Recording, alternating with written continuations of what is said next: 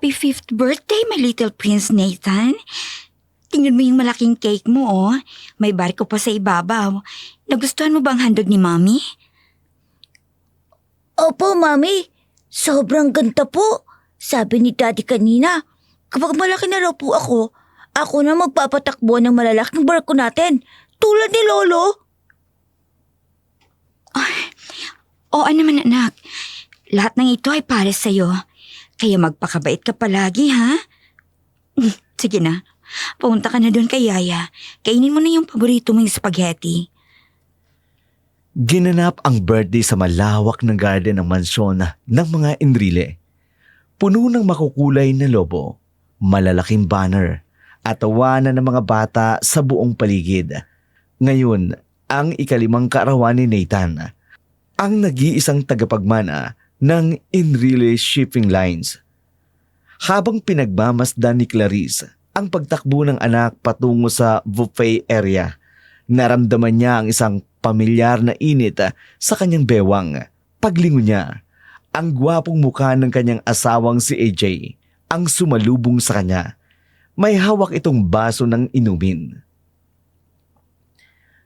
Happy birthday sa anak natin, may queen. Ang ganda ng pagkakahanda mo sa party na to, ha. Masyado namang pinagod mo ang sarili mo. Baka mabinat ka niyan. Para kay Nathan, AJ, hindi ako mapapagod. At saka, masaya ako na maayos na rin ang takbo ng Ilagan Logistics. Pumasok na sa bank account ng kumpanya mo ang dagdag pundo na 50 milyong piso galing sa Enrile Shipping. Nabanggit yan sa akin ni Attorney Ruan itong umaga lang. Maraming salamat talaga, Clarissa. Kung hindi dahil sa'yo at sa yaman ng mga Enrile, matagal na sanang sarado ang negosyo ng pamilya ko. Utang ko sa'yo ang lahat ng meron ako ngayon. Ano ka ba? Mag-asawa tayo. Ang pamilya mo ay pamilya ko na rin. Kaya kung anong pondo ang kailangan ninyo ni Mama Odette, basta kaya ko, ibibigay ko.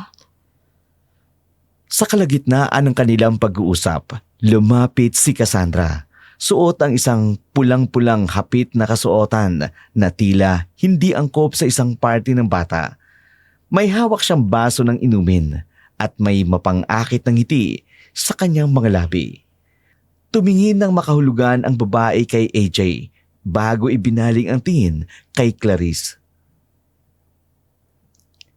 Hi, Clarice! Happy birthday kay Nathan. Napaka-generous mo talagang asawa. Napakaswerte ni AJ sa'yo, no? Imagine, isang pirma mo lang. Buhay na naman ang Ilagan Logistics. Salamat, Cassandra. Masaya ako na nakarating ka. Bilang malapit na kaibigan ng pamilya ni AJ, malaking bagay na narito ka pa para sa karawan ng anak ko. Siyempre naman, hindi ko palalampasin ang araw na to. Marami tayong dapat ipagdiwang, lalo na mga bagong simula.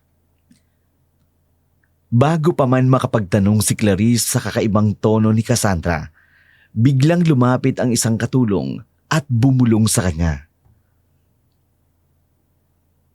Ma'am Clarice, pinapatawag po kayo ni Madam Odette sa may likod. Doon po malapit sa swimming pool. May importante raw po siyang sasabihin sa inyo ng personal. Ayaw niya po ng may nakakarinig na bisita. Si Mama? Bakit doon sa pool area? Medyo madulas pa naman doon dahil kalilinis lang.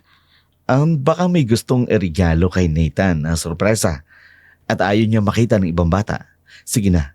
Puntahan mo na si Mama doon sa pool at ako nang bahala rito sa mga bisita. Tumango si Clarice at naglakad patungo sa likod ng mansyon kung saan matatagpuan ang malawak na infinity pool. Ang ingay ng party ay unti-unting napapalitan ng tunog ng umaagos na tubig doon.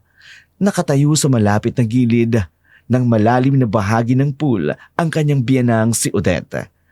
Nakatalikod at may hawak na baston, bagamat maayos naman ang lakad nito kapag walang nakatingin. Mama, pinapatawag niyo raw ako? Bakit po? Sa wakas, dumating ka rin. Akala ko, tuluyan mo nang nakalimutan na may biyenan ka pa. Bakit po ganyan kayo magsalita? At ano po ba ang pag-uusapan natin? Medyo marami pa po akong inaasikasong bisita sa loob. Bisita. Ang sabihin mo, nagpapasikat ka na naman gamit ang pera ng mga Enrile. Akala mo ba, hindi ko alam ang ginagawa mo? Ano pong ibig ninyong sabihin? Wala namang masama na gamitin ang pera galing sa sarili kong kumpanya. Ang perang ito ay pinaghirapan ko. And what do you mean, ginagawa? Hindi ko kayo maintindihan. Yan ang problema ko sa'yo.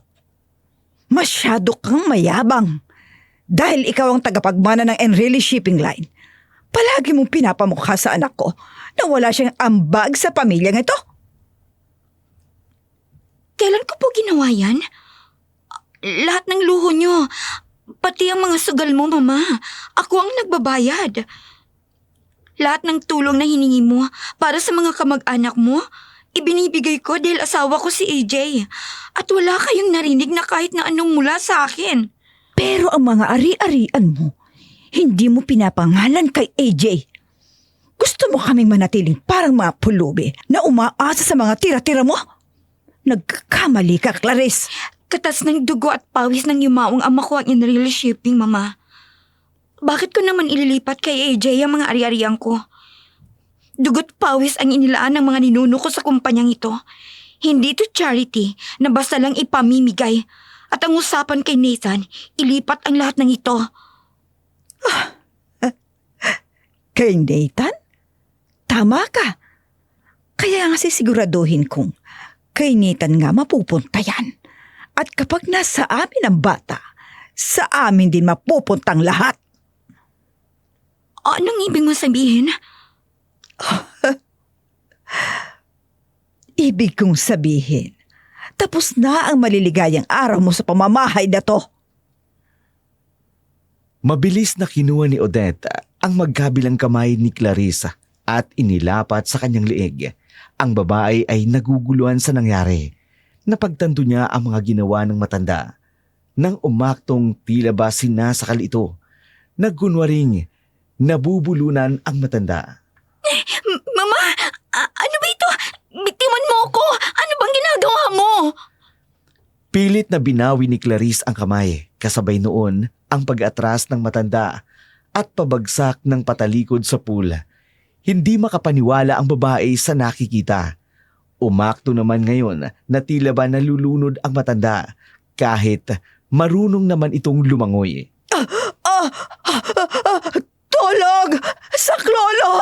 Tinulok ako ng manugang ko! Saklolo! Malulunod ako! Mama! Ano pinagsasabi mo? Wala akong ginagawa sa'yo! Kusa kayong tumalon! AJ! AJ, Saklolo! Biglang sumulpot sa gilid ni Clarice si AJ, nagmamadaling tumalon sa pool. Mabilis nitong iniligtas ang matanda na nag-iinarte.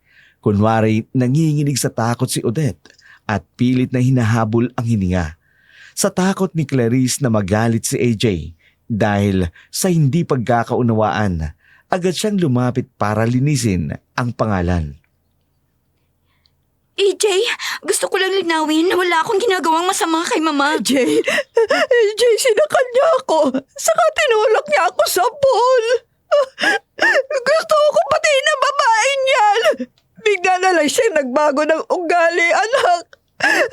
Natatakot ako. Hindi tayo safe sa tabi niya. Totoo ba ito? Totoo ba ang lahat ng sinabi ni Mama? AJ, wala akong dahilan para gawin yun. Hindi ako si Raulo na basta nalang mananakal ng tao. Kilala mo ko. Kung meron mang balo dito, yung nanay mo yun. Enough! Wag na wag mong pagsasabihan ng kung ano-ano ang mama ko. Wala ka sa posisyon para paratangan siya ng baliw. Ikaw ang tumulak sa kanya. Tumulak? Nakita mo ba ang buong pangyayari? Para sabihin na tinulak ko siya? Sinabi niya lang yun. Pero may ebidensya ka ba? Yes, Clarice. Naritong ebidensya na tinulak mo talaga siya. Pumasok sa eksena si Cassandra na may hawak na phone. Ipinakita ng babae ang video ng mga kaganapan kanina. Sa anggulong ito, makikitang parang sinasakal nga ni Clarice ang matanda dahil likod lang ng babae ang nakikita. Habang ang takot na takot at puno ng arteng mukha ni Odette, kitang-kita sa frame hanggang sa tuluyan na ngang mahulog sa pool ang matanda. Nakatayo lang si Clarice na parabang pinanunood lang ang nalulunod na biyanan. Kung pagbabasihan ang video, para nga siyang kontrabidang manugang na plinanong patayin ang matanda. Bakit may video ka niyan? Mahalaga pa ba kung may video siya? Kitang-kita naman sa kamera. Sinusubukan mong patayin si mama. How dare you! Akala ko mabait kang babae. Mapagmahal. Akala ko ikaw ang babaeng makakasama ko habang buhay. Tapos ganito lang ang gagawin mo? EJ, makinig ka. Isa itong setup. Mag-isip ka naman. Masyado namang nagkataon na may camera na nakahanda para sa eksenang ito. At ikaw, Cassandra, hindi ba nasa garden ka kanina? Bakit bigla ka nilang sumulpot tapos nakuhanan mo na agad ang nangyari kanina? Bakit? Disappointed ka ba na may ebidensya laban sa tangkamong pagpatay kay tita? Huwag mong babaguhin ang usapan, Clarice. AJ, hindi ako makakapayag na wala tayong aksyon, anak. Kailangang makulong ang babaeng yan. Frustrated mother to. Baka sa susunod matuluyan na ako. I'm calling the police.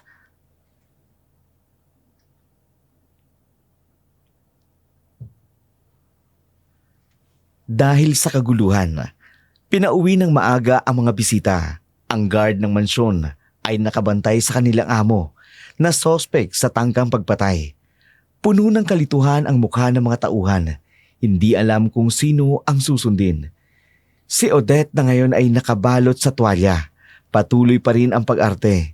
Inaalo siya ni Cassandra na kunwari ay nag-aalala sa matanda.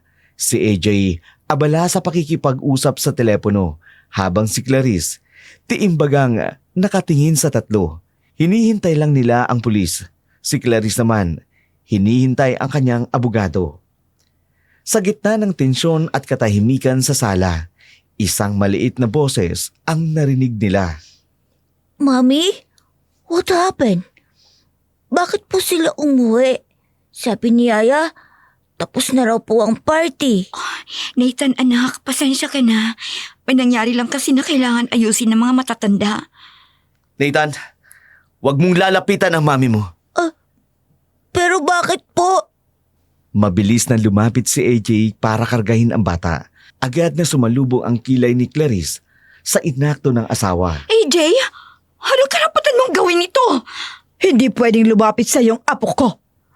Baka gamitin mo pa siyang dahilan para iatras namin ang kaso laban sa iyo. Anak ko? Gagamitin ko laban sa'yo? Hindi ako katulad mo. Huwag na huwag ninyong idadamay ang anak ko sa kabaluan ninyong ito. Hindi mo pwedeng hawakan si Nathan. Yaya, iakyat sa taas ang bata. Sumusobra na kayo! Sakto ang pagsigaw ni Clarice sa pagpasok ng mga pulis. Ang yaya, agad na binuhat ang bata para iakyat sa itaas. Si Nathan ay humagulhol habang tinatawag ang mami niya. May diin ang pagkakakuyom ni Clarice sa palad habang nanlilisik na nakatingin kay EJ. Finally, dumating na rin sa wakas sa mga pulis. Sino po rito si Mrs. Clarice Enrile Ilagan? Ayan, yung kriminal na yan. Siya si Clarice. May reklamo po laban sa inyo para sa physical injuries at prostrated parasite. May hawak po kaming blotter report mula sa biktima. Kailangan ninyo pong sumama sa amin sa presinto para sa isang investigasyon. Hindi ako sasama hanggang hindi dumadating ang abogado ko. Hindi na kailangan pang hintay ng abogado mo. May ebidensya kami sa krimen mo. Kaya sumama ka na. Officer, dakpin nyo na yan.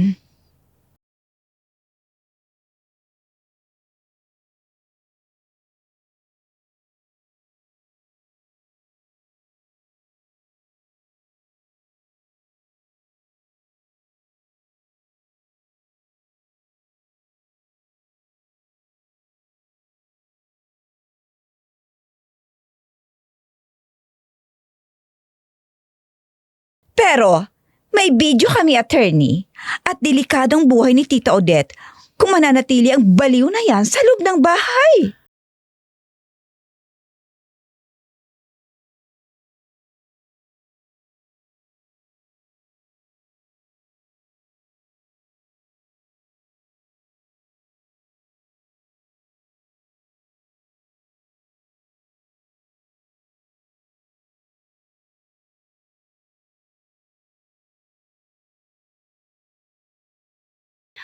Attorney, si Nathan.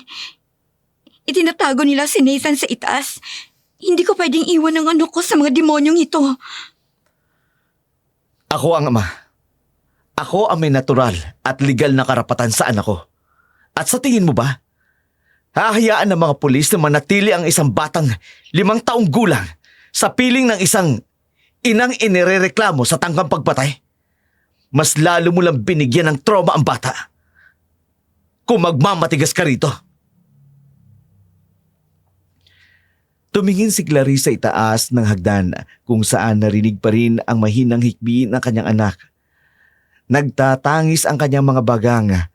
Alam niya na kung magpapakita siya ng marahas na pagwawala, gagamitin ito ni AJ para patunayan na hindi siya matatag sa harap ng batas. Lumapit ang husto si Attorney Rowan upang mahinang bumulong kay Clarice. Clarice, makinig ka sa akin. Strategically, kailangan nating umatras ngayon. Sumama tayo sa presinto ng mapayapa. Ako na mag-aayos ng piyansa mo agad kung magkaroon man ng formal na pagsasampa ng kaso. Kung magkaroon dito ng hatakan at sigawan sa harap ng mga pulis, mas lalong gagamitin ni AJ ang eksenang ito para palabasin na hindi ligtas ang bata kasama ka. Ihahanda natin ang kontrademanda sa labas. Huminga ng malalim si Clarice. Hindi siya nagpatinag. Matalim ang tingin niya sa tatlo. Patunay na hindi siya aatras kung anuman ibabato sa kanya. Sige, sasama ako sa inyo mga officer. Magpapaliwanag ako sa presinto. AJ, Mama, Cassandra, tandaan ninyo ang mukha ko sa araw na ito. Akala niyo ba? Nakuha niyo ng lahat dahil lang sa isang peking video? Ang Enrile Shipping Lines ay nananatiling akin. At si Nathan, hindi ninyo makukuha. Wala kayong makukuha ni isang kusing mula sa yaman ko.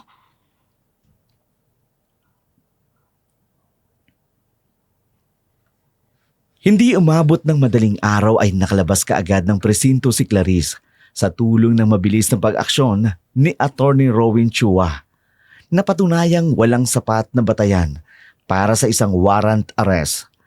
Ang isinampang blatter ay nananatiling isang reklamo pa lamang na kailangang dumaan sa preliminary investigation. Kinabukasan, tirik na ang araw nang huminto ang isang mamahaling itim na sedan sa tapat ng naglalakihang salamin na gusali ng Enrile Shipping Lines. Bumukas ang pinto at lumabas si Clarice. Maayos ang tindig at puno ng otoridad. Kasunod niya si Attorney Rowan na may bitbit na makapal na folder.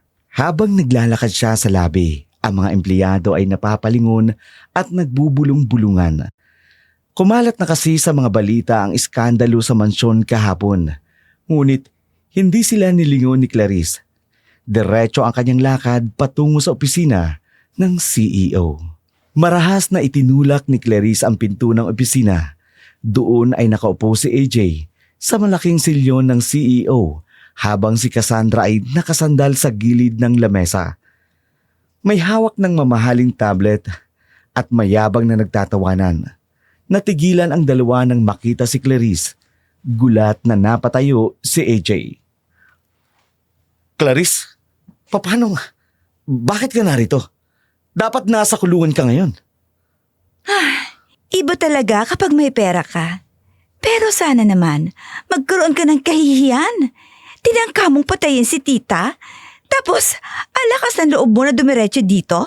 Na parang walang nangyari? Na para bang hindi ka kriminal? Bakit ako mahihiya? Hindi ako kriminal gaya ng pinipilit ninyo. Kayo nga ang dapat mahiya. Ang lakas ng loob niyong gaguhin ako. Kaya pala, hindi mo man lang ako pinagtanggol, AJ. Yun pala, kasabwat ka na talaga sa umpisa pa lang. At itong kaibigang kuno ng pamilya mo? Babae mo pala? Nilalayo mo ang usapin. Dahil may kaso kang kinakaharap ngayon. Kaya ginagawan mo kami ng kwento. Kapag hindi ka tumigil, dadagdagan ko ang kaso mo.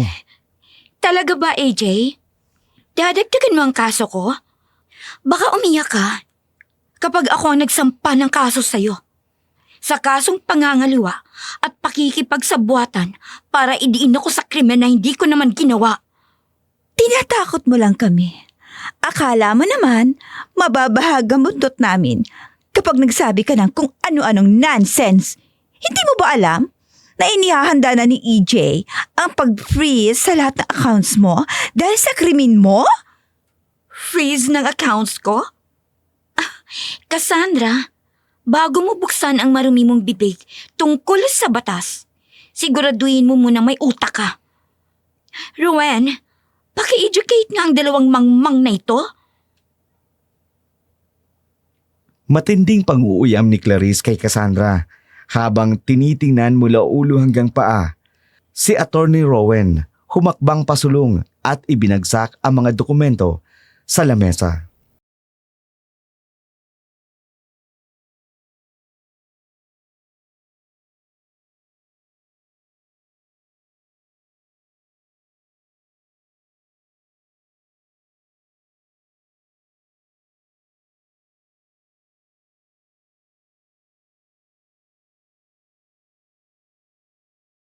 Nakalimutan mo na yata kung kaninong kumpanya ito, AJ.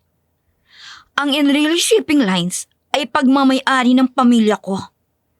Ako ang may hawak ng 60% ng shares ng kumpanyang ito. Ikaw? Pinaupo lang kita rito bilang CEO dahil asawa kita. At ang posisyong yan, isang pirma ko lang sa board of directors. Pwede kitang sipaing palabas. Clarice, huwag kang magmamayabang. Kung tatanggalin mo ko, masisira ang imahe ng kumpanya. Masasabi ng mga investors na may instability sa pamamahala dahil ang mismong may-ari may kasong kriminal. Masisira ang imahe? Masisira ang imahe ng kumpanya kung hahayaan kong ang isang taksil at magnanakaw na katulad mo ang mamuno rito. At speaking of pera, Lumingon si Clarice kay Attorney Rowan na agad namang naglabas ng isa pang dokumento. Rowan, nasaan ang authorization fund para sa Ilagan Logistics? Narito po, madam. Ito po ang pinirma ninyong 50 milyong piso karagdagang pondo para sa kumpanya ng Pamilya Ilagan Oh, na ipinasok sa pala bangko eh. kahapon ng umaga. Pumasok ng pera sa amin. Hindi mo na mababawi yan, Clarice. Nagamit na namin yan para bayaran ang mga utang ng Ilagan Logistics sa mga supplier namin. Masyado kayo naging kampante. Rowan, i-invoke mo ang material breach of trust clause sa pinirmahang kasunduan. Dahil sa hayagang panluloko at paninirampuri ng pamilya Ilagan, formal kong pinuputol ang lahat ng tulong pinansyal ng Enrile Shipping sa Ilagan Logistics. At ang 50 milyong peso na ipinasok ko kahapon, binabawi ko ang bank clearance ngayon din. Nanlaki ang mga mata. Mabilis na tiningnan ang kanyang cellphone habang natataranta. Si Clarice ay muling tumayo ng matuwid. Baka sa mukha niya ang matinding kapangyarihan na hindi kayang tapatan ni AJ. Ano? Sandali. Tumatawag ang CFO ko. Clarice, huwag mo ito gagawin. Kapag binawi ang perang yan, magbabounce ang mga tseke na ibinayad namin sa mga supplier ngayong hapon. Mababangkarote ang Ilagan Logistics. At ano naman sa akin kung mababangkarote kayo? Pakainin mo ang mga supplier mo ng mga peking luha ng mama mo. Akala mo ba may pakialam pa ako sa kung ano mangyari sa inyo? At ikaw, Cassandra, Gamitin mo ang katawan mo para bayaran ang utang ng kumpanya ninyo. You bitch! Huwag mong susubukan. Miss Alfonso, may mga security guard sa labas. Isang malinaw na galaw mo, ipakakaladkad kita sa labas ng gusaling ito para sa Naiwang kasong tulala assault. at nanginginig sa takot si AJ, habang si Cassandra naman ay halos pumutok ang ugat sa liig sa tindi ng galit. Naglakad si Clarice palabas ng opisina nang may mataas na noo. Nabawi niya ang kontrol sa kumpanya, ngunit habang sumasakay siya ng elevator, unti-unting nagbabago ang kanyang muka. Napahawak sa kanyang dibdib kahit nakuha niya ang unang tagumpay ng pera. Ang kanyang puso naman ay nagdurugo pa rin. Hindi niya naisip na tatraydorin siya ng kanyang asawa. Ang masaklap ay gagamitin pa ng mag-ina, si Nathan, laban sa kanya.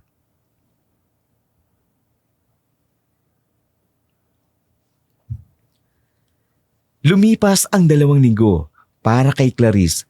Bawat segundo ay parang unti-unting pinipiga ang kanyang puso. Ngunit hindi siya nananatiling nakatunganga. Sa tulong ni Maria, ang tapat niyang katulong, inilipat sa bahay ng mga ilagan.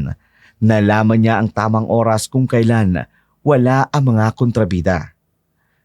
Nang gabi na iyon, saktong 11:00, pumasok si Clarice sa back gate ng mansyon ng mga ilagan.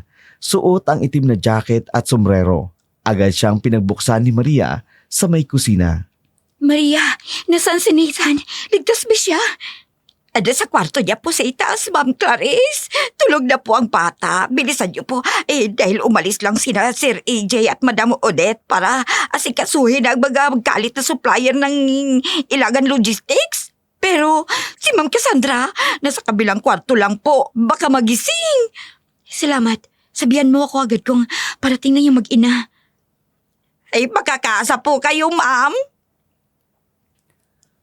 Mabilis na umakyat si Clarice sa hagdan. Dahan-dahang pinalundag ang kanyang mga yabag hanggang sa marating ang kwarto ng anak.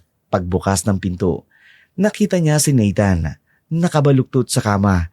Yakap ang kanyang paboritong laruan. Baka sa pisngi ng bata ang natutuyong luha. Tahimik siyang lumapit sa kama. Hindi niya napigilan ang maluha. Hinalikan niya sa noo ang anak. Nathan, may baby. Si Mami ito. Mami, Ash, huwag kang maingay. Pumuslit lang si Mami. Mami, totoo po ba ito? Sabi ni Tita Cassandra, hindi mo na raw po ako mahal. Palagi niya akong sinisigawan kapag wala si Daddy. Sabi niya, mapapakain lang daw ako kung tatawagin ko po siyang Mami. Ginawa niya yun sa'yo? Opo, ayoko po siyang tawaging Mami. Ikaw lang po ang Mami ko. Nagsumbong ka ba sa lola mo? Sa daddy mo? Hindi po, natatakot po ako. Nakakatakot po si Tita Cassandra. Nangangalit ang bagang ni Clarice sa mga sinabi ng anak. Ang kanyang buong katawan ay nanginginig sa tindi ng puot. Ginamit niya ang kanyang cellphone para patagong i-record ang boses ng anak habang nagrereklamo ito tungkol sa pagmamaltrato ni Cassandra. Hinaplos niya ang buhok ni Nathan. Saka muli itong niyakap ng mahigpit. Huwag kang mag-alala, anak. Babawiin kita sa kanila. Gagawa ng paraan si Mami. At tandaan mo, mahal na mahal ka ni Mami. Sa ngayon, sumunod ka na lang muna sa inuutos ni Tita Cassandra para hindi ka niya saktan, okay? Mami, iiwan mo ako ulit. Ayoko na dito. Anak, gusto mong kitang kunin ngayon, hindi pwede. Makukulong si Mami kapag ginawa ko yun. Gusto mo bang makulong si Mami? Umiling-iling ang bata. Walang nauunawaan sa tunay na nangyayari. Ang tanging alam niya lamang ay makukulong ang mami niya pag hindi siya sumunod. Ayoko pa makulong ka, Mami. Magpakabait ka. Basta, magtiwala ka sa akin. Gagawa ko ng paraan para magkasama ulit tayo. Kaya sige na, matulog ka na ulit. Matapos patuluging muli si Nathan, dahan-dahang lumabas si Clarice sa kwarto. Ngunit bago siya makababa sa kusina, nakarinig siya ng mga kalabog mula sa isang kwarto. Lihim siyang sumilip sa bahagyang nakabukas na pinto. Nandoon si Cassandra, nag-iisa. Marahas na ibinabagsak ang mga gamit sa lamesa habang may kausap sa telepono. Ano? Kulang pa bang perang nailipat ko mula sa accounts ng Ilagan Logistics? Sinabi ko na sa inyo, pinapabilis ko ng pagkamkam ni na AJ at ang matandang Odette na yun sa mga ari-arian ni Clarice. Kapag nakuha na ng mag-inang tana yan, ang Enrilis shipping, doon ko sila tuluyang litsunin. Nanlaki ang mga mata ni Clarice. Nanatili siyang nakatago sa dilim habang nakikinig. Napatakip siya sa bibig upang maiwasan ang mag-ingay. Huwag kang mag-alala. Itatabi ko ang lahat ng recording ng usapan namin ni Odette at EJ mula nung pinaplano pa lang namin ang pag-frame up kay Clarice sa pool. Nakasave ng lahat ng audio at video na yon. Ang mga recording na yan ay gagamitin kong pang blackmail material para mapilitan silang ilipat sa pangalan ko ang lahat ng yaman kapag naibagsak na si Clarice. At kapag nakuha ko ng yaman, isusuplong ko rin ang mag-inang yun sa pulis at magiging akin ang lahat bilang ganti sa pagpapatapon nila sa akin nung bata pa ako. Ibinaba ni Cassandra ang telepono saka ipinasok sa kabinet ang maliit na jewelry box. Matapos ay pumasok na sa banyo para mag-shower. Hindi sinayang ni Clarice ang pagkakataon. Agad siyang pumasok nang walang tunog sa loob ng kwarto. Mabilis na tinungo ang kinalalagyan ng jewelry box at kinapa ang ilalim nito. Doon niya naramdaman ang isang tago at encrypted na voice recorder ng isang lumang telepono. Ito ang tinutukoy ni Cassandra na ipang-blackmail niya laban sa pamilya Ilagan. Mabilis na ipinasok ni Clarice ang mga device sa kanyang bulsa. Lumabas ng kwarto at patakbong bumaba patungo sa kusina kung saan naghihintay si Maria. Hinihingal na hinawakan niya ang kamay ng katulong. Salamat, Maria. Aalis na ako. Mabilis na lumabas si Clarice sa mansyon habang hawak ang nakuwang ebidensya.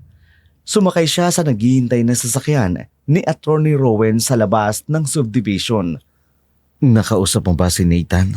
Oo, bukod pa ron, may isang bagay ako nakuha. Tingnan mo ito. Phone. At ano yung isa? Recorder. May tinatagong recorder at telepono si Cassandra. May sarili palang maitim na plano ang ahas, laban sa kapwa niya ahas. Ibigay mo ito sa IT expert natin ngayon din. Ipa-extract mo ang lahat ng audio files ng sabuatan nila. May gaganaping business gala ang Ilagan Logistics sa susunod na linggo, hindi ba? Oo. Para mangakit ng mga bagong investors dahil baon na sila sa utang. Perfect! Dahil sa gala na yon, doon ko sisimulan ang unang yugto ng kanilang impyerno.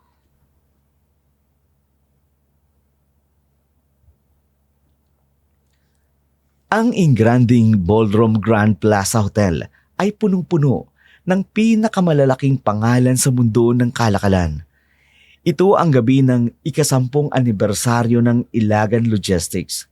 Sa kabila ng katotohanang baon na sila sa utang, matapos bawiin ni Clarice ang 50 milyong piso, nagawa pa rin ni AJ at Odette na maglabas ng milyong-milyong piso para sa gabing iyon upang magpanggap na matatag ang kanilang kumpanya sa harap ng mga dayuhang investors. Sa gitna ng entablado, nakatayo si AJ. Suot ang isang mamahaling puting tuksedo, habang sa kanyang tabi naman ay si Odette, nakasuot ng tila reynang gintong gown. May hawak na bastona. Sa gitna naman ay si Cassandra, suot ang isang pulang-pulang dress na halos agawin na ang pansin ng lahat. Isang magandang gabi po sa ating mga kagalang-galang na investors, mga kasosyo sa negosyo, at mga kaibigan. Ang Ilagan Logistics ay patuloy na lumalawak. At ngayong gabi, nais kong i-anunsyo sa inyong lahat na sa loob ng susunod na buwan, Ang buong operasyon at ang lahat ng kliyente ng Enrilis Shipping Line ay tuluyan ng isasama at pamamahalaan ng aming kumpanya. Maririnig ang masiglang palakpakan mula sa mga investors at mga bisita. Kumuha ng mikropono si Odette at nagsimulang magsalita sa mayabang na tono. Tama ang aking anak. Ang pamilya Ilagan ang bagong mukha ng industriya ng logistika sa bansa. At para sa mga naririnig na chismis, tungkol sa aking dating manugang na si Clarice, huwag kayong mabahala. Ang babaeng yon ay kasalukuyang hinaharap ang kanyang mga kasong kriminal. Ang pagtatangka niya sa buhay ko ay walang kapatawaran.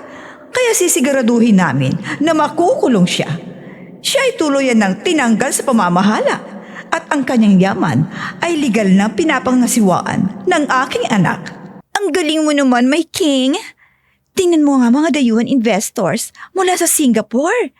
Handa na silang pumirma ng 2 milyong pisong kontrata sa ating mamaya. Para sa bagong simula ng Ilagan Logistics. Cheers! Ngunit bago pa man makainom ang mga bisita, ang marangyang klasikal na musika ay biglang naputol.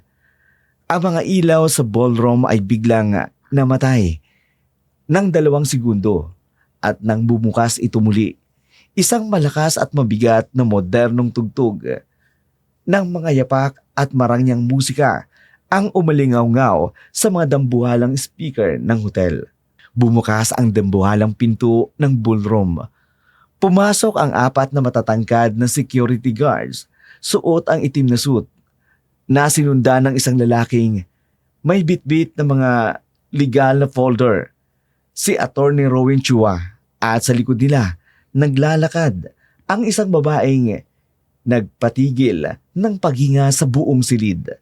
Si Clarice. Ang kanyang lakad ay may otoridad na tila ba isang reyna na handang bawiin ang kanyang trono. Malakas ang bulungan ng mga tao. Ang iba'y napasinghap sa gulat. Umaalingaw-ngaw rin ang tunog ng mga kamera ng media at mabilis na kumukuha ng mga larawan.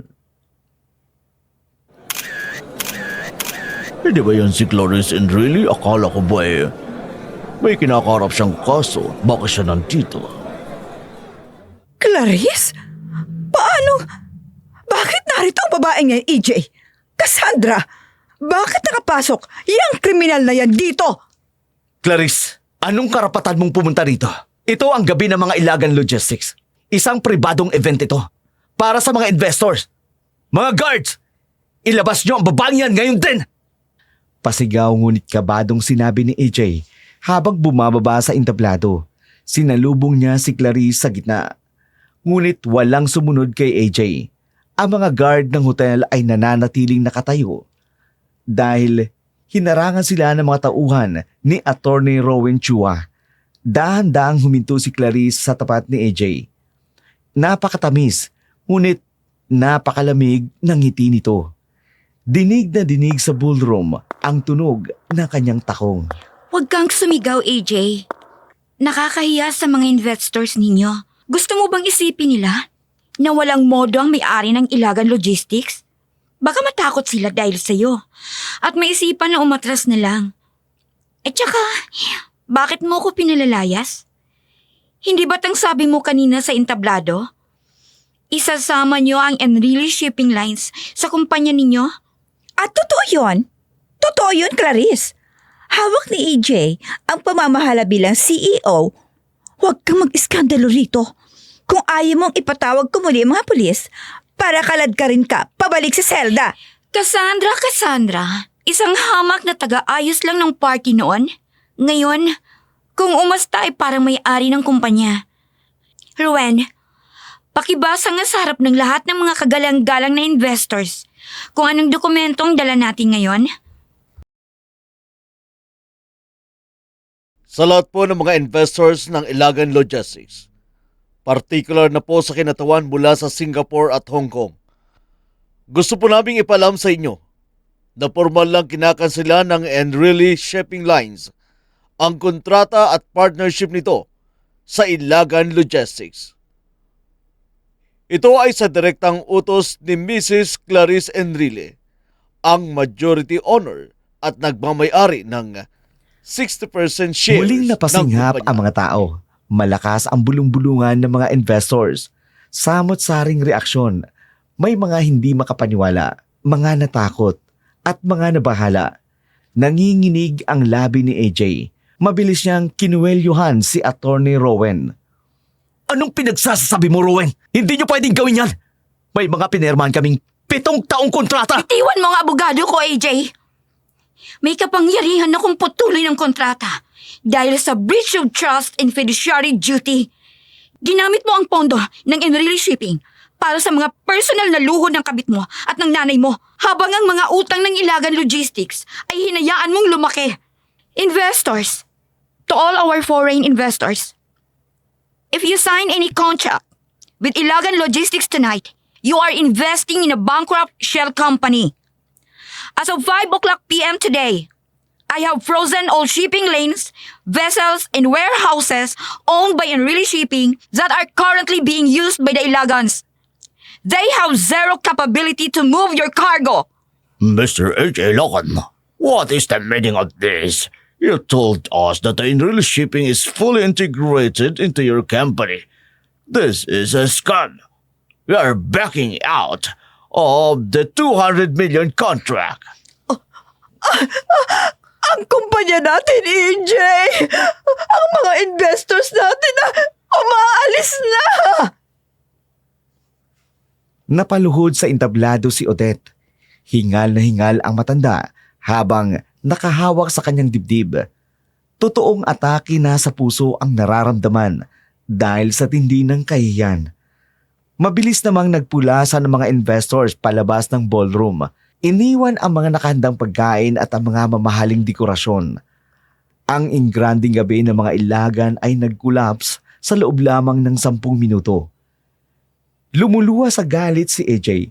Tumingin siya kay Clarice na tila ba nagdanais pumatay. Pero hindi nagpatinag si Clarice. Sinalubong niya ang nagbabagang tingin ni AJ na parabang handa siyang makipagbuno rito. Clarice, sinira mo ang buhay ko! Sinira mo ang kumpanya ng pamilya ko! Hindi ko sinira ang buhay mo, AJ. Kusa kayong sumira sa buhay ninyo nung ginamit ninyo ang anak ko para saktan ako. Ang Ilagan Logistics ay opisyal ng bangkarote ngayon. Ito pa lang ang unang gabi ng pagbabayad ninyo. Tinalikuran sila ni Clarissa at naglakad palabas habang maririnig ang mga tunog ng kanyang takong sa tahimik at sirang ballroom. Ang unang yugto ng kanyang ganti ay tapos na at ang susunod ay ang tuluyang pagbawi sa kanyang anak.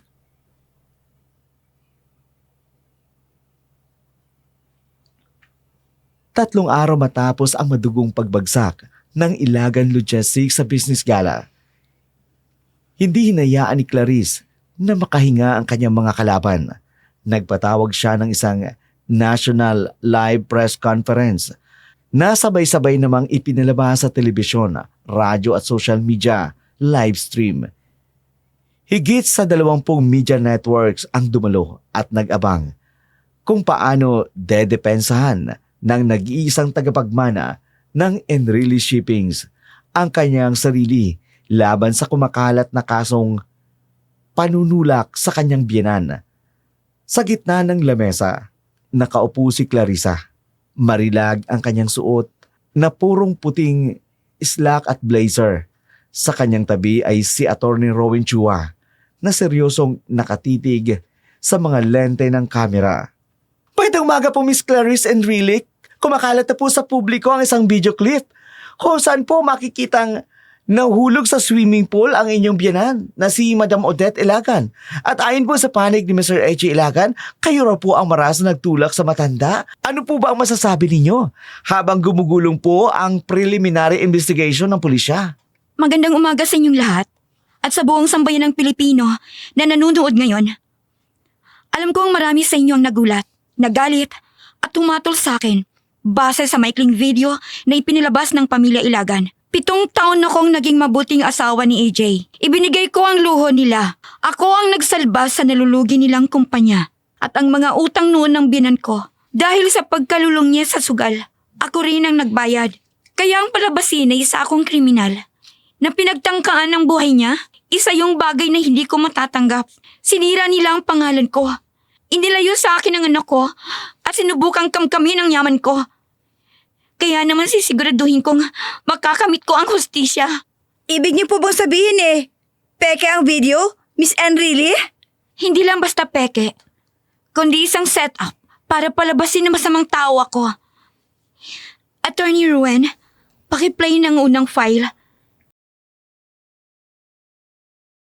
Ang maririnig po ninyo ngayon ay ang original at unedited audio recording na nakuha mula sa isang lihim na tagong aparato sa loob mismo ng kwarto ni Mr. AJ Ilagan at Miss Cassandra Alfonso.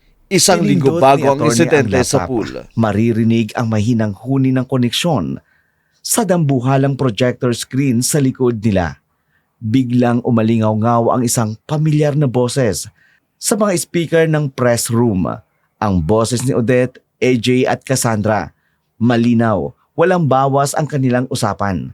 Ang nilalaman ng recordings ay usapan ng tatlo.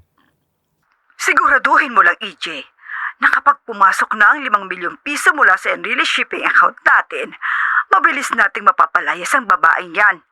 Nandidiri na ako sa tuwing tinitingnan niya ako na parang kailangan kong awa niya. Huwag kang mag-alala, Mama. Nakaabang na si Cassandra sa pool area sa kaarawan ni Nathan. Ang kailangan mo lang gawin, galitin mo si Clarice at kapag sumugod siya, kusa kang tumalon sa pool ng patalikod. Kukunan ni Cassandra ng video ang anggulong nagbumukhang tinulak ka niya.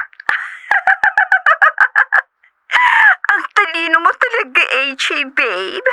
Kapag nakuha na natin ng Enrile shipping, gamit ang kasong yan at ang kustodiya ng bata bilang blackmail, sisiguraduhin nating walang matitira kay Clarice. Mabubulok siya sa kulungan habang tayo ay nagpapakasasa sa yaman niya. Maririnig ang napakalakas na singhap ng bulungan. Ang kaguluhan mula sa mga reporter sa loob ng press room. Ang mga gulat na reporter, mabilis na nagsulat sa notebook. Diyos ko, sila pala nagplano. Ang tindi ng sabuatan. At may kabit pala si EJ. Kusa palang tumalo ng matanda. Grabe yung acting niya, no? Dalang-dala tayo. Attorney Rowan, saan ba nakuha ang recording na ito at ligtas ba at legal ba ang ebidensya na yan? Ang ebidensya na ito ay opisyal na isinumiti na sa National Bureau of Investigation Cybercrime Division at napatunayang 100% authentic at unaltered. Ngunit hindi lang yan ang dala namin sa inyo ngayon. Meron pang isang recording kung saan maririnig ang totoong pakay ng isa sa mga nagplano. Muling pinindot ni attorney ang laptop. This time, maririnig ang audio ng boses ni Cassandra. Ito ang naaktuhan ni Clarice noong araw na pumuslit siya sa bahay ng mga Ilagan. Ang tangkang pagtatraidor ni... Sinabi ko na sa'yo, pinapabilis ko ng pagkamkam ni AJ at ang matandang Odette na yon sa mga ari-arian ni Clarice. Kapag nakuha na ng mag-inang tanga na yan ang Enrile shipping, doon ko sila tuluyang lilitsunin. Mas lalong nag-ingay ang buong press conference. Ang mga kamera ay patuloy na nag-flash ng mabilis, habang ang livestream naman sa internet ay umabot na sa milyong-milyong views. Puno ng galit na komento ang publiko laban sa pamilya ng Ilagan at kay Cassandra. Samantala, sa loob ng naghihingalong mansyon ng mga Ilagan, nakatitig sa telebisyon sina AJ at Odette. Basang-basa ng pawis ang kanilang mga noo habang pinanunood ang press conference ni Clarissa. Sa tabi nila, nakatayo si Cassandra, putlang-putla at nanginginig. Marahas siyang nilingon ni Odette. Nanggagalaiti sa galit ang matanda at sumigaw ng ubod ng lakas. Traidor ka, Cassandra! Anak ka ng ipinagkatiwala namin sa iyong lahat! Tapos, Nagtatago ka pala ng ebidensya para pabagsakin din kami? Hayop ka! Hayop ka, Cassandra! Ginamit mo kami! Kaya pala hawak mo palagi ang cellphone mo noon? Dahil sa'yo, booking na kami sa buong bansa! At wala na tayong kumpanya! Mapupunta ba kami sa kulungan? Bitawan mo ko, AJ! Magnanakaw din kayo! Akala niyo ba? Nakalimutan ko ng ginawa ng tatay mo sa nanay ko noon? Karapatan kong makakuha ang yaman ninyo! Galit na hinila ni AJ ang buhok ni Cassandra. Itinulak sa sopa. Pilit na bumibitiw ang babae pero sadyang malakas ang pagkakahawak ng lalaki sa buhok niya.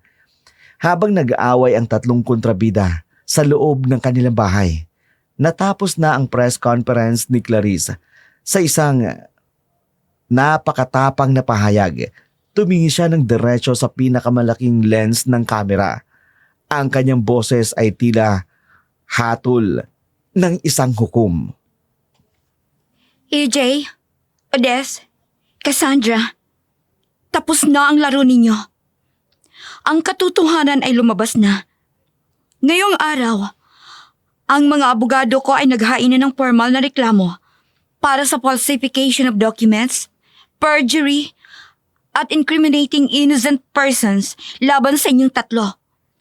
At higit sa lahat, paparating na mga social workers at ang mga otoridad para bawiin ang anak ko mula sa maruming pamamahay ninyo. Humanda na kayong mabulok sa bilangguan. Malakas na nagpalakpakan ang mga reporter habang dahan-dahang tumayo si Clarice. Handa nang sugurin at tuluyang wasakin ang mga ilagan. Hindi pa lumilipas ang 2 oras matapos ang makasaysayang press conference ni Clarice. Ang labas ng mansyon ng mga ilagan ay mistula ng naging isang crime scene. Nagtipon-tipon ang mga mausisang kapitbahay, mga reporter na may hawak ng naglalakihang kamera, at ang mga operatiba ng gobyerno. Ang pamilyang dating nagmamalaki sa kanilang peking karangyaan ay tuluyan ng na-corner sa loob ng kanilang sariling tahanan. Sa loob ng sala, ang sitwasyon ay mas lalong magulo. Nagkalat ang mga nabasag na florera at baso. Bunga ng marahas na pag-aaway ni na AJ, Odette at Cassandra matapos ibunyag sa telebisyon ang kani-kanilang pagtatraidor. Hinihingal na naupo sa sahig si Odette habang hawak ang kanyang dibdib. Putlang-putla ang labi. Si AJ naman ay balisang-balisa, pabalik-balik ang lakad habang sinasabunutan ang sarili. Si Cassandra naman ay nakasandal sa pader. Bahagyang duguan ang labi dahil sa sampal ni AJ kanina. AJ! AJ, anak! Hindi ako pwedeng makulong. Mamamatay ako sa loob ng selda. Ayusin mo to. Gamitin mo ang natitirang pera ng Ilagan Logistics para bayaran ng mga pulis. Anong perang gagamitin ko, ina? Ni isang sintimo. Walang natira sa accounts natin. Na-freeze na ng korte ang lahat dahil sa kasong isinampa ni Clarice. At sa mga supplier natin, nagbabanta na napapatayin tayo kapag hindi natin nabayaran ang mga tumalbog na tseke ngayong hapon. Bagay sa inyo niyan. Mag-inang mukhang pera. Akala niyo siguro, maaabot yun ng langit, no? Kaso, empiano pala nakaabang sa inyo. Manahimik ka! Akala mo ba ay kami lang ang makukulong? Kasama ka dito? Well, matagal naman ang empianong buhay ko eh. Sanay na ako. Kayo mag-ina, sigurado akong malaking adjustment to sa inyo. Wisit ka talagang babae ka! Aktong sasaktang muli ni AJ si Cassandra. Pero marahas na nagbukas ang pinto at pumasok ang 4 na armadong pulis. Pinangunahan ng isang police captain. Kasunod ang 2 opisyal ng DSWD na may hawak na Emergency Child Recovery Order. At sa likod nila, naglalakad papasok si Clarice kasama si Attorney Rowan. Itinaas ng pulis ang warrant of arrest. Mr. AJ Ilagan, Mrs. Odette Ilagan, at Mrs. Cassandra Alfonso, kayo po ay inaaresto namin sa ilalim ng warrant of arrest na inilabas ng Regional Trial Court para sa mga kasong perjury, falsification of public documents, at child psychological abuse. May karapatan kayong manahimik. Ang lahat ng inyong sasabihin ay pwedeng gamitin laban sa inyo. Dahil wala ng lusot, mabilis na tumakbo si AJ kay Clarice. Lumud ito sa harapan ng asawa at nagmamakaawa. Pero marahas siyang sinipa ng babae upang makalayo sa pagkakapit sa kanya. Sukdulan ang pandidiri ng babae sa traidor na asawa. Clarice, pakiusap. Mag-asawa naman tayo, di ba? Patawarin mo ako. Nagkamali ako. Nadala lamang ako ng sulsul ni Mama at ni Cassandra. Clarice, maniwala ka sa akin. Mahal kita. Clarice, bigyan mo ako ng isang pagkakataon. Ayusin natin ang pamilya natin kasama si Nathan. Huwag mo akong mahawakan, AJ. Nanggigili ako sa bawat salitang lumalabas sa marumi mong bibig. Mahal? Noong pinapanood mo ang mama mo na tumalon sa pool para lang ipakulong ako, nasaan ang pagmamahal mo? Noong kinuha mo si Nathan at hinayaan mong sigawan at tratuhin na parang aso ng kabit mo, nasaan ang pagiging ama mo? Clarice, huwag mong tratuhin ang anak ko na parang basahan. Kung hindi dahil sa pamilya namin, hindi ka magiging isang ganap na ina. Wala kang utang na loob. Nanginginig ang boses sa galit na sabi ni Odette. Pilit na tumatayo ito gamit ang baston. Sa inis ni Clarice, humakbang siya papalapit sa matanda. Kinuha niya ang baston at maras na inihagis ito sa sahig. Napaatras naman ang matanda. Utang na loob? Mama Odette, bawat piraso ng pagkain isinusubong mo, bawat mamahaling gamot na iniinom mo, at ang mismong baston na hinahawakan mo, galing sa pera ng mga Enrile. Binuhay ko ang pamilya ninyo, ngunit tinumbasan ninyo ito ng kamatayan ng aking pagkatao. Ngayon, tingnan natin kung gaano katigas ang katawan mo kapag nakatulog ka na sa malamig na semento ng kulungan. Habang busy sa eksena ang tatlo, si Cassandra ay dahan-dahang naglakad patungo sa likod ng pinto para tumakas. Hindi niyo ako pwedeng arestuhin. Wala kayong ebidensya na ako nag-upload ng video. Miss Alfonso, ang iyong IP address ay na-trace na ng NBI Cybercrime Division. Ang iyong mga recordings, sapat na yun para mabilanggo ka hanggang 20 taon nang walang piyansa dahil sa kasong sabuatan sa krimen.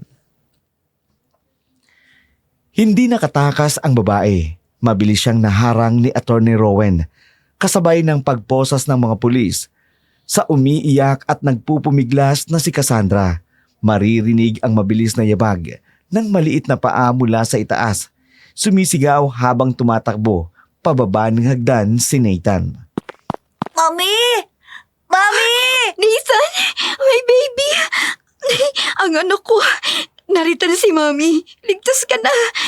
Hindi ka na nila masasaktan muli. Mami! Iyoko na po rito. Gusto ko na pong umuwi sa bahay natin. Oo anak. Uuwi na tayo. Sa isang lugar na walang mga ahas.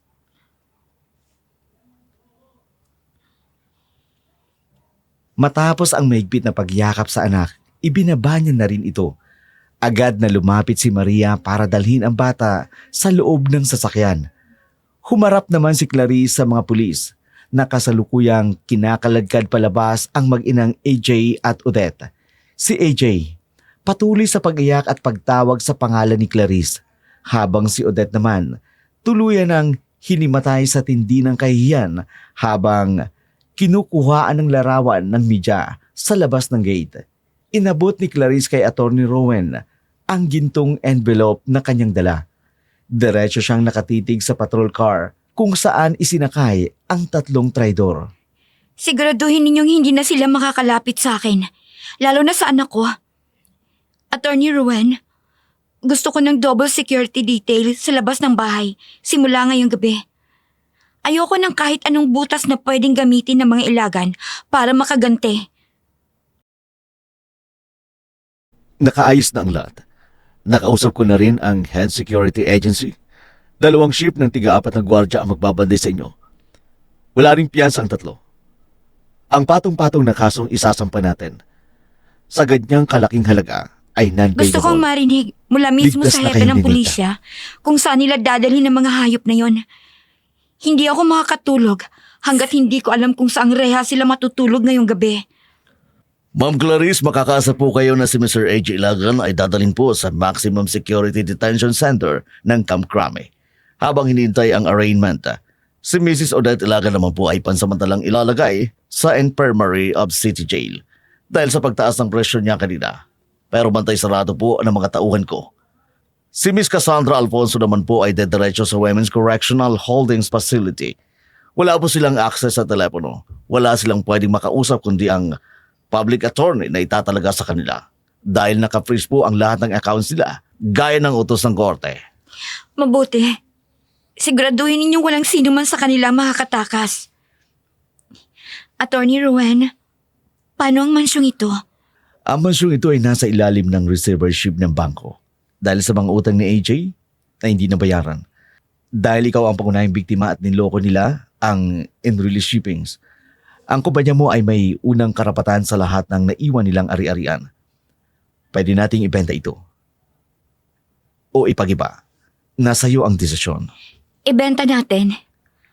Ang mapagbebentahan ay ipasok mo sa isang trust fund na nakapangalan kay Nathan. Gusto kong ang bawat sentimo na kinuha nila sa akin ay bumalik sa anak ko bilang protection niya sa inaharap. Naiintindihan ko. Ipapalakad ko yan bukas sa bukas din. Pero ngayon, Clarice, kailangan mo na magpahinga. Nanginginig ka pa. Ang mahalaga ay kasama mo na si Nathan. May kailangan pa akong gawin, attorney. Gusto kong harapin si AJ sa ring pagkakataon. Gusto kong pirmahan niya ang waiver of parental rights ngayong gabi rin. Hindi ko hayaang lumipas ang isa pang araw na may karapatan siya sa anak ko. Sigurado ka ba? Baka ma-stress ka lang. Pwede naman sa korte natin idaan yan. Wala na siyang laban, Clarice. Hindi. Gusto kong makita niya sa mga mata ko na wala na siyang hawak sa akin. Sa presinto. Samahan mo ko sa presinto. Maria, iuwi mo na si Nathan. Opo, Mang Clarice. Mag-iingat po kayo. Ako na pong bahala kay Sir Nathan. Sumunod sa presinto si Clarice kasama si Attorney Rowan. Kasalukuyan siyang nasa loob ng interrogation room kasama si AJ. Clarice, salamat at tumating ka. Alam ko hindi mo ko matitiis. Kausapin mo ang mga pulis. Bawiin mo ang reklamo. Dadala lamang ako ng galit at brainwash lamang ako ni Cassandra eh. Siya nagplano ng lahat ng ito. Clarice, wala ka na ba sa akin? Oh? Huwag mo kong gawing tanga, AJ. At lalong huwag mong isisi sa kabit mo ang katangian mong pagiging sakim. Kasama ka sa pagplano na iset up ko para makamkam lahat ng ari-arian ko. At ginamay mo pang anak natin? Brainwash? Wala kang utak na pwedeng hugasan, AJ. Pera lang ang laman ng bungo mo. Pagkatapos mong palabasin na kriminal ako, sa palagay mo, maniniwala pa ako sa'yo? Clarice, asawa mo ko. Clarice, nangako tayo sa harapan ng altar. Sa hirap at ginawa, di ba? May pinagsamahan tayo. Nung pinagbubuntis mo si Nathan, palagi akong nasa tabi mo. Paano mo nagawang ikulong ang ama ng anak mo? Huwag mong masumbat-sumbat sa akin ang pangako natin sa kasal. Ikaw ang sumira nun, hindi ako. Huwag mo ngang pinapalabas na parang kasalanan ko pang lahat. At ngayon mo pa naisip ang pagiging ama mo? Kung kailan sinira mo ng gusto ang pamilya natin? Huwag mong gamitin ang salitang ama dahil wala kang karapatan. At yung kasal natin, isang malaking pagkakamali na itutuwid ko ngayon din. Attorney, ibigay mo sa kanya ang papel. Ito na ang voluntary surrender of parental rights at ang absolute annulment agreement. Permahan mo na ito ngayon, AJ. Isusuko mo ng lahat ng karapatan mo bilang ama. Pati na ang apelyado mo. Kapag pinirman mo ito, hindi na kami hihingi ng civil damage na aabot ng 200 milyong piso. At magiging dahilan para makulong ka ng habang buhay. Piliin mo. Pirmahan mo ito o haharapin mo ang patong-patong na kaso mo. O huwag mong pirmahan at idadagdag ko ang lahat ng criminals at civil suits na masisigurado na doon ka na mamamatay sa loob. Hindi ko pipirmahan yan. Anak ko si Nathan. Anak ko sa Clarice. Pakiusap. Huwag mong ilayo sa akin ang anak ko. Babawi ako. Pangako. Magiging mabuti akong ama. Iiwan ko si Cassandra. Ibabalik ko ang pera ng unti-unti. Bigyan mo lang ako ng isang pagkakataon. Wala na akong pakialam sa mga pangako mo. Nabubulok ng kaluluwa mo, EJ. Kung hindi mo yan pipirmahan, asahan mong gagawin kong lahat gamit ang bawat sentimo ng yaman ng mga Enrile para masiguradong hindi ka na makakakita ng sikat ng araw. Pipirma ka, ululumpuin ko ang buong pagkatao mo sa loob ng korte. Napakalupit mo, Clarice! Wala kang puso! Isa kang demonyo! Natuto lang ako sa pinakamagaling. Sa inyo ng nanay mo. Perma, ngayon na! Hindi ako makapapayag! Hindi! Kung ayaw mo, sige. Aalis na kami. Good luck sa 30 taong pagkakulong kasama ang mga pinakamasahol na kriminal sa Bilibid. Balita ko, gustong-gusto nila mga lalaking kaya mo. Akin na yung ballpen! Akin na! Pagbabayaran nyo ito! Tandaan nyo Pagbabayaran nyo ito! Isinusumpa ko kayong dalawa! Paliparin mo na sa hangin yung sumpa mo habang nasa harapan mo pa ako. Dahil baka hindi na makarating sa akin yan pag nasa loob ka na ng kulungan. Nakuha na natin ang kailangan natin, Madam Clarice. Tara na. Tapos na, Ruben. Tapos na talaga. Makakahinga na ako ng maluwag.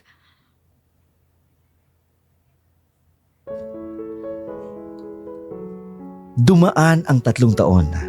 Masiglang pumasok sa kwarto ni Clarice ang anak na tumatalon-talon sa kama habang hawak ang makulay na brochure.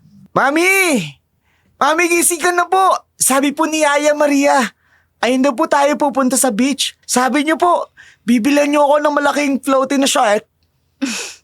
Ang aga-aga pa, anak. Ang lakas naman ng enerhiya ng birthday boy ko. 10 taon ka na. Pero parang baby pa rin ang paborito kong yakapin. Mami naman hindi na po ako baby. Kuya na nga po ako Kaya ko na nga pong buhatin yung bag ko. Pati yung bag mo, kaya ko na rin po. Bangon na po kayo at nakapagluto na po si Yaya Maria ng paborito niyo pong pancakes. May chocolate syrup pa po at madaming strawberries. Oh, sige na. Babangon na ang mami. 3 taon na tayong gumagawa ng ganitong routine. Pero hindi pa rin ako nagsasawa sa boses mo tuwing umaga. Sige na. Mauna ka na sa dining room. Maghihilamos lang ako. Asan nga pala si Tito Ruben mo? Nandun po sa baba. Kausap po sa laptop yung mga tao sa barko natin. Aayusin niya rin po lahat ng trabaho para wala na po kayong isipin sa Amanpulo. Ang bait po ni Tito Rowen, no? Mami, pwede po ba siyang sumama sa atin palagi? Gusto mo ba siyang sumama palagi? Anak, hindi ka ba naiinis kapag kinukulit ka niya sa mga assignment mo sa math? Hindi po. Ang galing niya po magturo. Mas naiintindihan ko po yung math kapag siya po yung nagtuturo kaysa sa teacher ko sa school. Tsaka mami, kapag nandyan po si Tito Rowen, lagi po kayong nakangiti. Hindi po kayo umiiyak sa gabi na katulad ng dati. Napapansin mo pala yun, anak. Oo, mabuti siyang tao. Napakabuti. Sige na, bumaba ka na at sabihin mo kay Tito Ruben na susunod na ako. Bumaba si Clarice patungo sa malawak na dining room na may tanawin na asul na dagat. Nakita niya si Attorney Rowen na formal na nakaupo habang seryosong nakatitig sa kanyang laptop. Ngunit agad na lumambot ang mukha nito nang makita siyang pababa ng hagdan. Lumapit si Clarice at naupo sa katabing upuan. Good morning, ma'am. Madam CEO. Nakausap ko na po ang port manager ng Rotterdam. Cleared na po ang 3 cargo vessels natin. Ang net profit projection natin para sa quarter na ito ay tumaas po ng 20%. Mukhang maganda po ang pasok ngayon taon para sa Enrile Shipping's line. Rowan, sabi ko naman sa'yo, walang usapang negosyo kapag weekend. Lalo na't birthday ni Nathan. Gusto kong i-enjoy ang araw na ito nang walang iniisip na logistic, container vans o international customs fees. Ang pasensya na. Nasanay lamang akong i-report sa'yo ang lahat para wala ka ng sakit ng ulo. Tsaka gusto ko lang makasigurado na perfect ang bakasyon ninyo sa Amanpulo. Naayos ko na rin ang private jet. Susundin tayo ng sasakyan. Mga alas 10. Bob Clarice, nandito na po ang mga bagahe.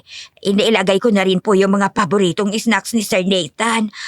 Ako na po ba magdadala ng mga dokumento ninyo sa opisina bago tayo umalis? Wag na Maria, iwan mo na lang sa study room ko. Gusto kong sumama ka sa amin. Pamilya na rin ang turing ko sa'yo. Deserve mo rin ang bakasyon. Ko ba? Nakakaya naman po. Katulong lang po ako. Hindi kita itinuturing na katulong, Maria. Ikaw ang nag-alaga kay Nathan ng mga panahong wala akong lakas. Kaya, sasama ka sa Amanpulo at wala nang pero-pero. Makinig ka sa boss mo, Maria. Kapag sinabi ni Madam CEO, batas yun. Tsaka, kailangan ko ng kakampi mamaya. Mukhang pagod na ako sa kahabol kay Nathan sa buhangin na ito.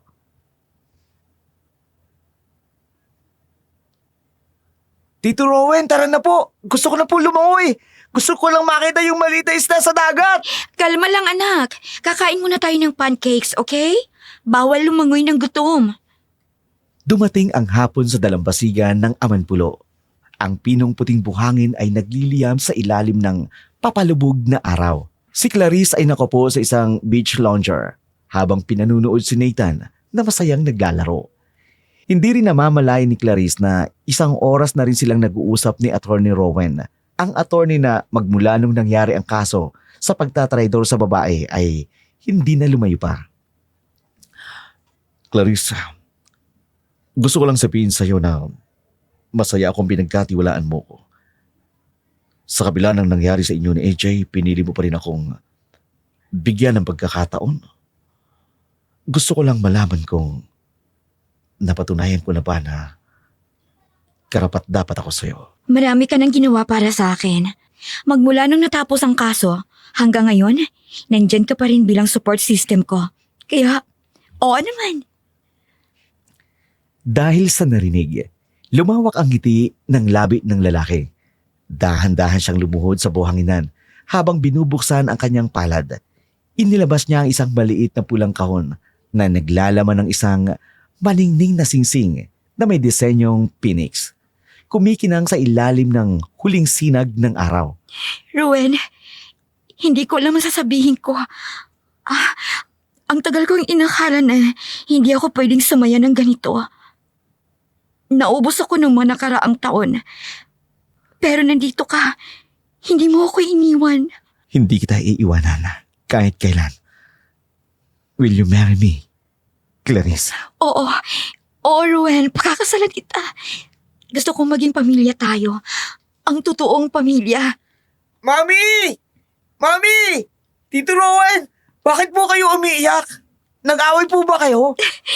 Hindi kami nag-aaway, anak. Halika rito, yumakap ka sa amin. Bakit po kayo nakaluhod, Tito Rowan? May nakita po ba kayong shell sa buhangin? Wala akong nakitang shell, Nathan. Pero may nakuha akong matamis na oo mula sa mami mo. Nathan, simula ngayon, hindi mo na ako kailangan tawagin tito. Kung okay lang sa'yo. Totoo po, Mami? Pumayag na po kayo? Magiging daddy ko na po si Tito Rowan! Oo, anak. Magiging daddy mo na siya. Kumpleto na tayo. Yay! May daddy na ako! Ang pinakamabait na daddy sa buong mundo! Daddy Rowan! Daddy Rowan! Ang sarap pakinggan. Nathan, pangako anak. Hindi ko kayo pababayaan ng mami mo.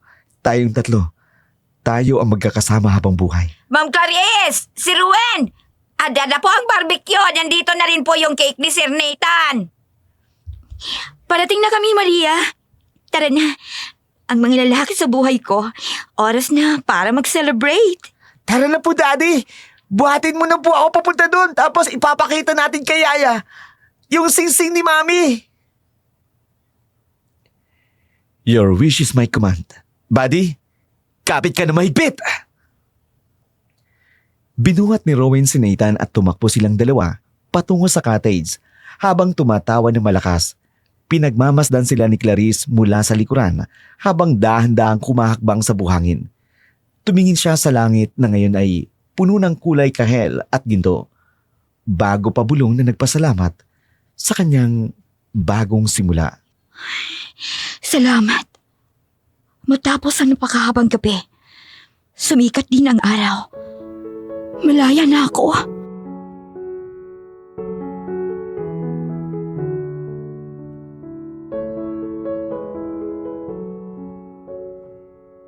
Ang mga nakasama ko po nagbigay buhay ay sina Ako si Jella. Ako si Lori. at ako naman po si Buddy Boy Abordig. Maraming salamat po. Ang script ay isinulat ni Miss Chin.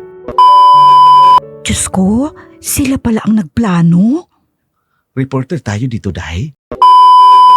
Habang inihintay ang arrangement, Kat, Arraignment. Direk. Ha? Direk. Ha? Ini po na si Attorney Guapo. Ha? Will you marry me, Clarice? Ay, bangga. Clarice, kung gusto mo pakasalagi sa tulad ko,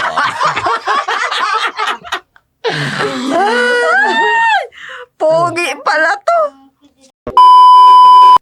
Alat lang, kung kikiligin ka ba, kung gagamitin ko yung unang boses ko, sa kabila ng pangyayari, Benji, pinili mo pa rin bigyan ako ng pagkakataon. Gusto ko lang malaman kung napatunayan ko ba sa'yo karapat dapat ako. Pero perming bukas ang zipper sa pantalon. Hindi mo ba alam na kapatid ako ni Mr. Bappity sa Dragon Balls? Perming nakababa ang zipper ni... sige na lang, ika na. Ay, babalik ka lugulak ko. Ang kontrata at partnership nito sa Ilagan Logistics